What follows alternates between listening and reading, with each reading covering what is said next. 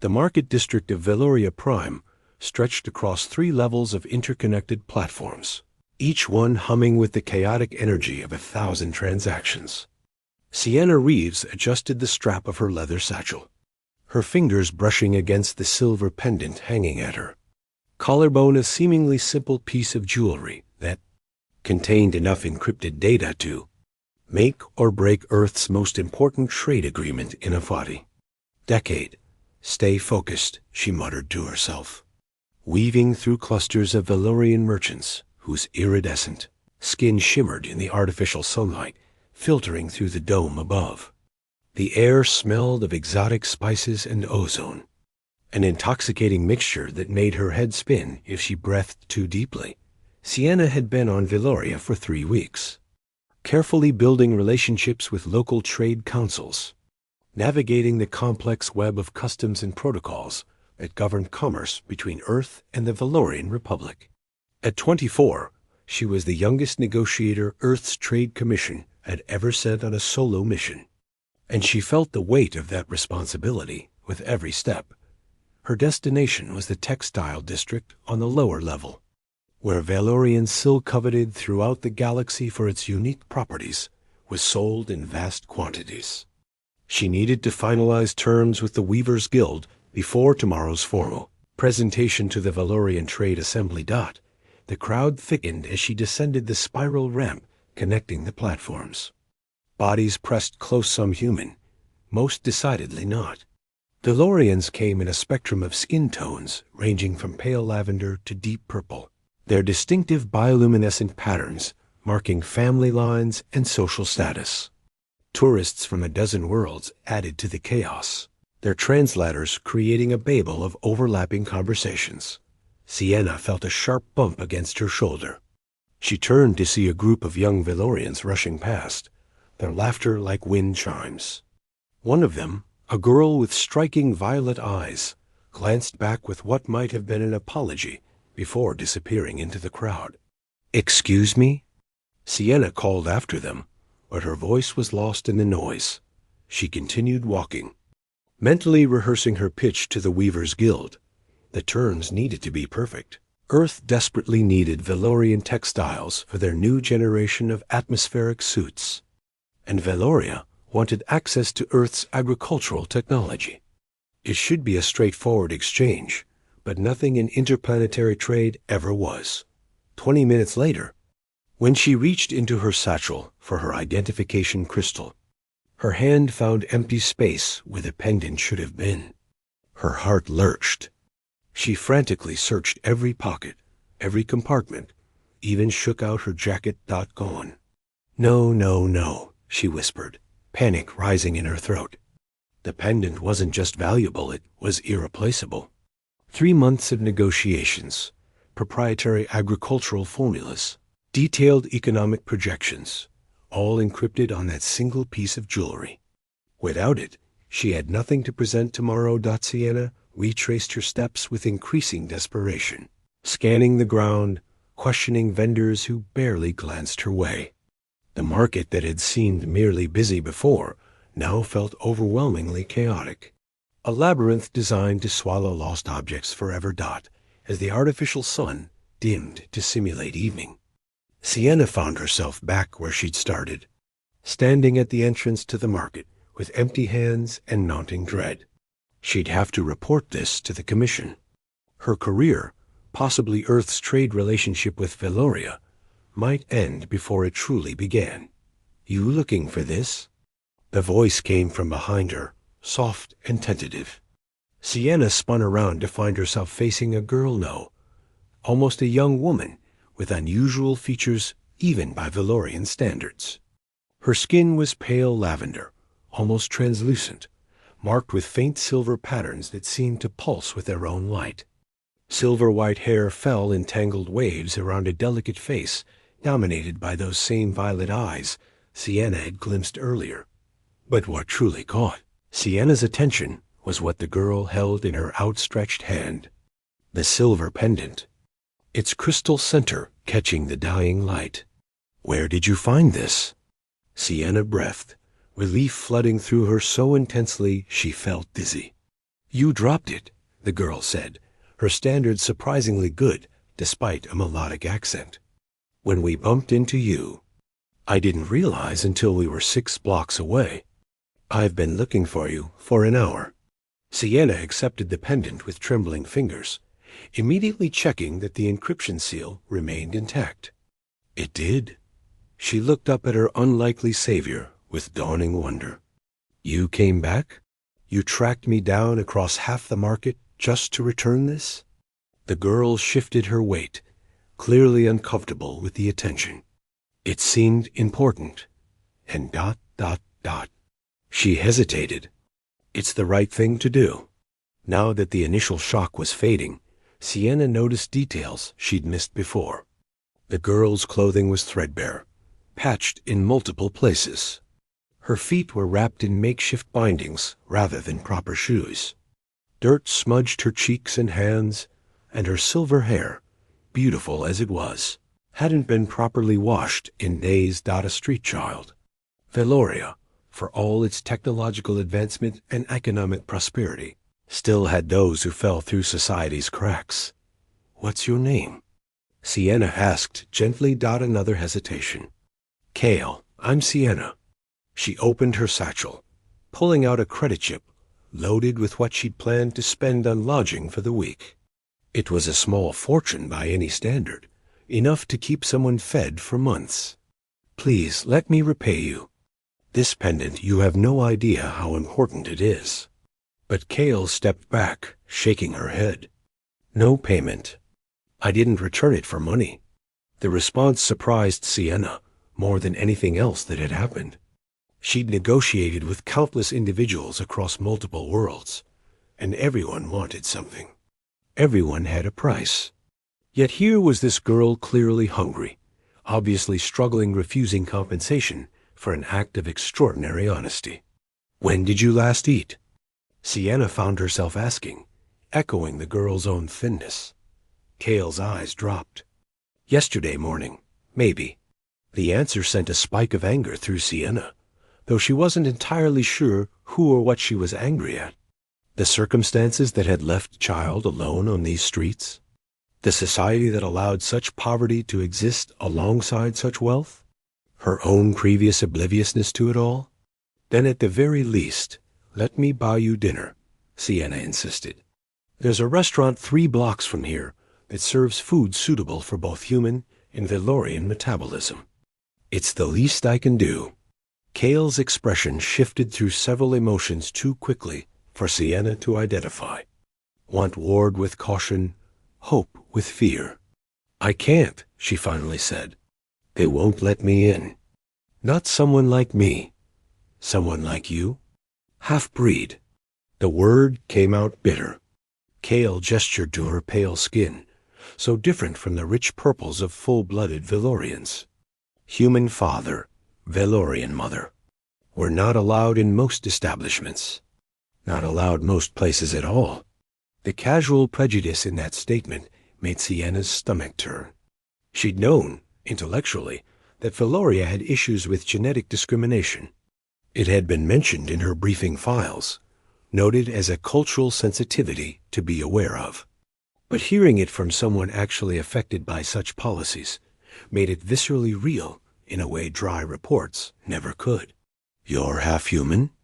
Sienna asked, pieces clicking together in her mind. Kale nodded warily. An idea formed. Reckless and probably foolish, but Sienna had built her career on calculated risks. Then, as Earth's official trade representative, I have the authority to extend protection to human citizens and their descendants. That includes you. She wasn't entirely certain this was true, but it sounded plausible enough. Come with me. Let's get you a proper meal, at minimum. They'll stop us, Kale warned. Security doesn't like half-breeds near the commercial districts after dark. They say we're thieves. They can take it up with Earth's Trade Commission, Sienna replied, with more confidence than she felt. You just saved my entire mission, Kale. The least I can do is buy you dinner. For the first time, a small smile touched Kale's lips, transforming her entire face. "You're either very brave or very stupid." "I've been accused of both," Sienna admitted, offering her hand. "Come on, before I lose my nerve." As they walked together toward the restaurant district, Sienna noticed the stares they attracted. Some curious, others openly hostile. Kale kept her head down, clearly accustomed to such attention, but she stayed close to Sienna's side. "How long have you been on your own?" Sienna asked, trying to ease the tension. 3 years, Kale answered quietly. "Since the purification sweeps. That's what they call it when they take mixed families away. My mother and father both went. I was small enough to hide." The matter-of-fact way she said it broke Sienna's heart. 3 years alone on the streets at what couldn't have been more than 14 years old. Yet somehow, this girl had maintained enough moral compass to return a lost pendant worth more than she could possibly imagine. They reached the restaurant, and as Kale had predicted, the host's expression soured the moment he saw her. "We don't serve," he began. "You serve humans," Sienna interrupted smoothly. "And as Earth's trade negotiator, I'm extending guest privileges to my companion. Unless you'd like me to note in my official report that Valorian establishments discriminate against human descendants." The host's purple skin deepened to almost black, a Valorian expression of displeasure Sienna had learned to recognize. But he stepped aside, gesturing them to a private booth in the back dot. As they settled in, and Sienna watched Kale's eyes widen at the menu offerings. She realized her simple plan to return to her hotel and prepare for tomorrow's negotiations had taken an unexpected turn. She'd found her pendant, yes, but she'd also stumbled into something far more complex than trade, agreements and economic treaties. She'd found a window into Valoria's shadows, and a girl who deserved so much more than what this glittering society had offered her. Tomorrow's negotiations, Sienna thought, were going to be far more interesting than she'd anticipated. The restaurant's ambient lighting cast soft shadows across their secluded booth, but it couldn't hide the wonder in Kale's eyes as plate after plate arrived. Sienna had ordered generously, perhaps too generously, but watching the girl's careful, almost reverent approach to each dish made every credit worth it. "You don't have to eat slowly," Sienna said gently. "There's no rush." Kale glanced up, a flush of embarrassment darkening her lavender cheeks. "Old habit. When you don't know where your next meal comes from, you learn to make food last." Despite her words, her next bite was slightly larger. Sienna sipped her water, studying the girl across from her. In better light, Kale's mixed heritage was more apparent, the graceful bone structure of Valorians combined with something distinctly human in the set of her jaw, the shape of her eyes. She couldn't have been more than 17, yet she carried herself with the wariness of someone much older. "Tell me about your parents," Sienna ventured, "if you're comfortable talking about it." Kale's luminescent patterns dimmed slightly, a physiological response to emotional pain that Sienna had learned to recognize. "My father was from Earth's agricultural colony on Nexus 7. He came to Valoria as a crop specialist, helping optimize their vertical farms. He met my mother at one of the facilities. She was a botanist. They said it was love at first sight, though I'm not sure I ever believed in such things." "You don't believe in love at first sight?" A sad smile crossed Kale's face. "I believe they loved each other. I just think love takes time to build, you know. Trust, understanding, shared moments. The first sight is just ... attraction. Interest, the beginning of something that might become love." A philosophical depth caught Sienna off guard. She'd made assumptions about this street girl, and Kale kept surprising her at every turn. "That's remarkably mature. 3 years on the streets teaches you a lot about what matters and what doesn't." Kale pushed food around her plate. "They were happy, my parents. For a while. Then the genetic purity movement gained power in the Valorian assembly. Mixed families became targets. They tried to leave, but she trailed off, the memory clearly painful. The purification sweeps, Sienna finished quietly. Kale nodded. I was 14. Small for my age, easy to overlook. My mother told me to hide in the ventilation shaft when the security forces came. I heard everything: their protests, the accusations, the sounds of them being taken away. I've never seen them since. Sienna's hands clenched beneath the table. The clinical language in her briefing files, genetic consolidation programs, population management initiatives, suddenly felt obscene. These were people's lives, families torn apart by bureaucratic cruelty dressed up as policy. I'm sorry, she said, knowing the words were inadequate. I'm so sorry that happened to you. Before Kale could respond, a commotion near the restaurant's entrance drew their attention. 2 Valorian security officers had entered, their dark uniforms stark against the establishment's warm decor. The host was gesticulating frantically, clearly explaining something. We need to go, Kale whispered, her face draining of what little color it had. They're looking for me. They always do when half-breeds get reported in commercial districts. Sienna's jaw tightened. You haven't done anything wrong. That doesn't matter. Please, I don't want you to get in trouble because of me. Kale started to slide out of the booth, but Sienna caught her wrist gently. Stay, she said firmly. Let me handle this. The officers approached their booth with deliberate steps, their translator devices clicking to life. Sienna Reeves, Earth Trade Negotiator, the taller one stated, not a question. You are harboring a genetic deviant in violation of Valorian. Civic Code 447B. Surrender the individual for processing. This young woman is under Earth's diplomatic protection. Sienna replied, her voice steady despite her racing heart. She is a human descendant, which entitles her to certain protections under interstellar law. Valorian sovereignty supersedes, the officer began. The Galactic Commerce Accords, Article 19, Section 4, explicitly grants Earth's representatives the authority to extend temporary protection to individuals of human lineage. Sienna interrupted, silently thanking whatever impulse had made her review obscure legal documents during her 3-week voyage to Valoria. Unless you want to create an interplanetary incident that could jeopardize tomorrow's trade negotiations, I suggest you verify this with your superiors before proceeding. The officers exchanged glances.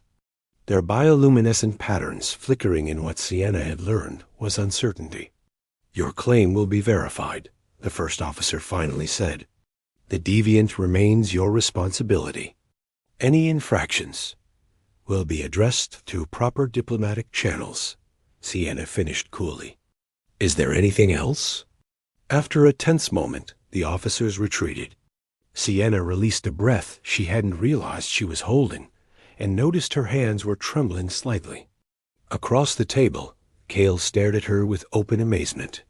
I've never seen anyone stand up to security like that, the girl breathed. They could have arrested you. They could have tried, Sienna corrected, attempting levity despite her jangling nerves. But they won't risk disrupting trade negotiations over one incident. Valoria needs what Earth is offering too badly. Still, Kale's violet eyes shimmered with unshed tears. Thank you. No one's protected me since my parents disappeared. The raw gratitude in those words made Sienna's chest ache. She'd stumbled into this situation by accident, but now she couldn't simply walk away. Not when this girl had shown such integrity in returning her pendant. Not when Kale had no one else looking out for her. Come with me, Sienna said suddenly, the decision crystallizing even as she spoke. To my hotel. At least for tonight. It's in the diplomatic quarter security. Can't touch you there. Kale's eyes widened. I can't. If they find out, they won't. And even if they do, what are they going to do? I'm Earth's official trade representative. They can't force their way into diplomatic housing. Sienna leaned forward. Kale, You've been surviving alone for 3 years. Let someone help you for once. Just for tonight. A real bed, a hot shower, safety. You deserve at least that much for a long moment. Kale seemed to wrestle with herself. Hope and fear played across her features in equal measure. Finally, she nodded. Just for tonight, she whispered. They left the restaurant through the back entrance, Sienna's hand protectively on Kale's shoulder. The streets of Veloria Prime had taken on a different character. After dark, the bustling markets had closed, replaced by entertainment districts where the city's elite gathered. Holographic advertisements painted the buildings in shifting colors, and music drifted from a dozen establishments. Sienna kept to the main thoroughfares, moving with purpose toward the diplomatic quarter. The hotel was only 15 minutes away, and she'd learned that confidence was often the best deterrent to trouble. Look like you belong. Walk like you have every right to be there, and most people won't question it. They were 3 blocks from their destination when a figure emerged from a side alley directly into their path. Sienna tensed, ready to defend Kale, but the girl beside her gasped. Thorn? The woman who stepped into the streetlight was unmistakably related to Kale, the same silver hair, though longer and elaborately braided. The same violet eyes, though harder, more knowing. But where Kale's skin was pale lavender, this woman's was a deeper purple. Her luminescent patterns more pronounced and forming intricate, geometric designs across her exposed arms and throat. She was also, Sienna noted with an aesthete's appreciation, strikingly beautiful. Tall and graceful, with features that perfectly balanced Valorian and human characteristics. She moved with the controlled precision of someone trained in combat or dance or both. Kale, the woman breathed, emotion cracking her controlled exterior. I've been searching for you for 3 years. I thought you were dead, Kale whispered. When they took Mother and Father, I thought I was away at university, Thorn said, closing the distance between them. By the time I returned, you'd all vanished. I've been looking ever since. Her gaze shifted to Sienna, assessing and calculating. And you are? Sienna Reeves, Earth's trade negotiator. Sienna extended her hand, which Thorn accepted with a grip that was firm but not aggressive. Kale returned something important to me. I was trying to help her in return. How noble, Thorn said, and Sienna couldn't tell if the words were sincere or sarcastic. Though, I'm afraid your help may have complicated things significantly. Complicated how? Thorn glanced around the street, her posture tense. Not here. Is there somewhere we can talk privately? Sienna made a quick decision. My hotel suite. It's in the diplomatic quarter. We should be safe there. Should be? Thorn repeated with a wry smile. Famous last words? The diplomatic quarter of Veloria Prime existed in stark contrast to the rest of the city, where the markets and residential areas were cramped and chaotic. This district featured wide boulevards and buildings spaced with deliberate care. Guards in ceremonial armor stood at regular intervals, more for show than security. But their presence created an atmosphere of controlled order. Sienna's hotel, a converted mansion that Earth's Trade Commission had leased for the duration of negotiations, rose 4 stories. Its architecture, a blend of Earth and Valorian aesthetics. The security system recognized her immediately, doors sliding open with a soft hiss. The lobby was empty at this hour, which Sienna counted as a blessing. She didn't need to explain to her colleague, Marcus Webb, why she was bringing 2 half-Valorian women into diplomatic housing. Marcus would understand eventually, but right now she needed time to process everything herself. Her suite occupied the entire 3rd floor, unnecessarily spacious for one person. But the commission believed in making statements through accommodation choices. She led Kale and Thorn through the main room, with its floor-to-ceiling windows overlooking the city, into the more intimate sitting area.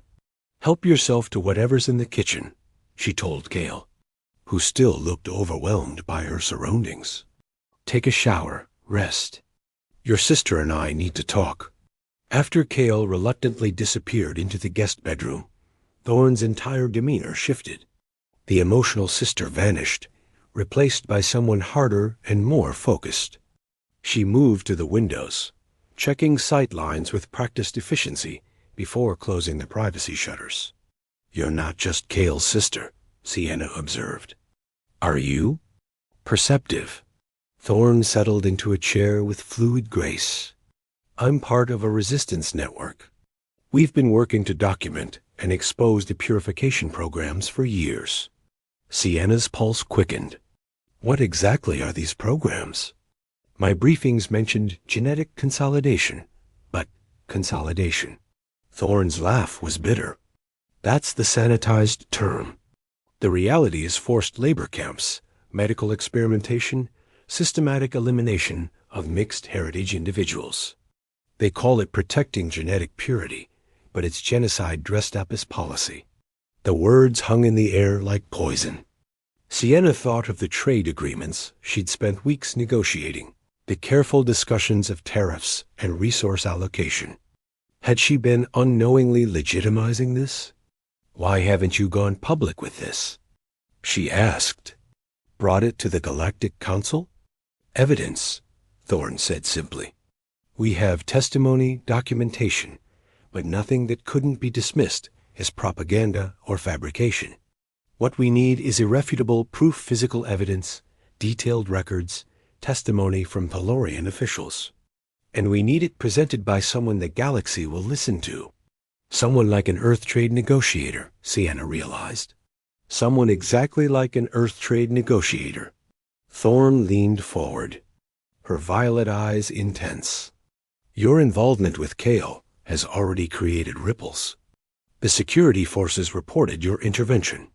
By tomorrow morning, the entire Valorian Assembly will know that Earth's representative is protecting a half-breed. That gives us leverage we've never had before. Leverage to do what? To force concessions during your negotiations. To demand humanitarian conditions in exchange for trade agreements. To shine a light on practices Valoria has kept hidden from galactic scrutiny. Thorne pulled a small data crystal from her jacket. This contains everything we've gathered over 3 years. Locations of camps, names of officials involved, financial records showing how the purification program funds itself through forced labor. It's all there. Sienna accepted the crystal with trembling fingers, feeling its weight both physical and metaphorical. If I use this, it won't just affect trade negotiations. It could trigger a diplomatic crisis. Yes, Thorne agreed. It could. But isn't that better than allowing this to continue? I need time to review this, to think about the implications. Time is something we don't have much of. Thorne stood, moving to the window again. By protecting Kale, you've already chosen a side. The Assembly won't forget that, regardless of what you decide to do with the information I've given you. Sienna looked down at the crystal, then toward the guest bedroom, where Kale was probably experiencing her first moment of safety in years.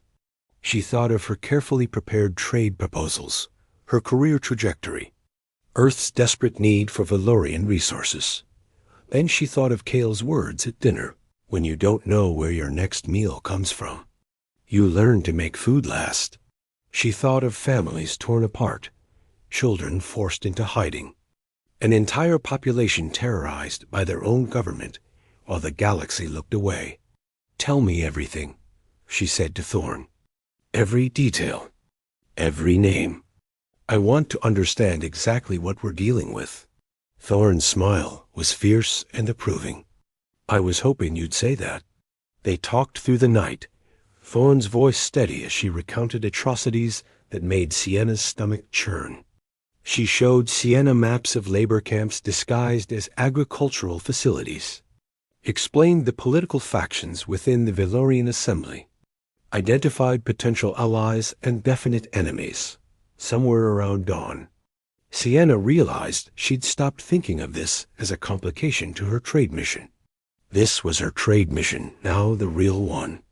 The one that mattered beyond quarterly reports and resource allocation spreadsheets. "You're taking a significant risk," Thorne said, as the first light began creeping through the shutters. "Your career, possibly your life. Why?" Sienna thought about her answer carefully. "Because Kale returned my pendant when she could have sold it and eaten for months. Because she did the right thing when it would have been easier not to. And because if I walk away from this, if I pretend I don't know what's happening and I'm complicit in it, I won't be able to live with that."